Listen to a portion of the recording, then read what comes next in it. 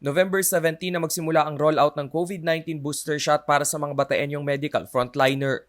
Dahil sa araw-araw na exposure sa mga COVID-19 patient, hindi maiwasang unang tinatamaan ng virus ang mga nagtatrabaho sa mga pagamutan. Isa sa mga COVID survivor at pro-vaccine advocate ay ang midwife na si Debbie Valderrama. Minsan niya nang naranasan ang hirap na dala ng COVID at nadagdagan pa ito nang magpositibo rin ang kanyang 8 taong gulang na anak noong 2020. May pneumonia ako kaya COVID moderate, hindi kami pwede magsama ng anak ko. Magkakaroon ng cross-contamination. Ang mga pinagdaanan ni Valderrama ang isa sa mga dahilan kung bakit isinusulong ng National IATF ang pagbibigay ng booster shot sa mga medical frontliner.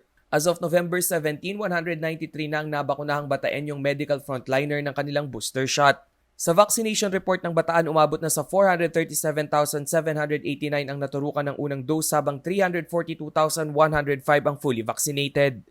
Target na mabakunahan pa ang karagdagang 100,000 Bataenyo upang makamit ang herd immunity. Ayon sa DOH, maaari ring bigyan ng third shot o booster vaccine ang mga senior citizen at may mga comorbidity. Pag-uumpisahan natin ngayon na para mag-boosters or the healthcare workers, ang lahat ng senior citizens or 60 years old and above, and only the immunocompromised individuals in our A3 group. Batay sa guidelines ng National Vaccination Operations Center o NVOC, kinakailangang kumonsulta muna sa doktor ang mga nagkaroon ng adverse reaction matapos mabakunahan ng primary series. Papahintulutan namang maging vaccination area para sa booster shots ang lahat ng healthcare facilities na rehistrado sa COVID-19 Bakuna Center Registry.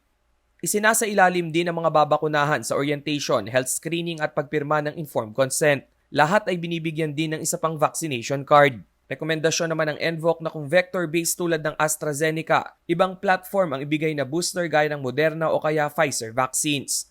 Hindi naman inirerekomenda ang mga naturukan na mga bakunang gumamit ng makabagong platform gaya ng Pfizer o Moderna na mabigyan ng booster gamit ang lumang platform tulad ng inactivated virus ng Sinovac.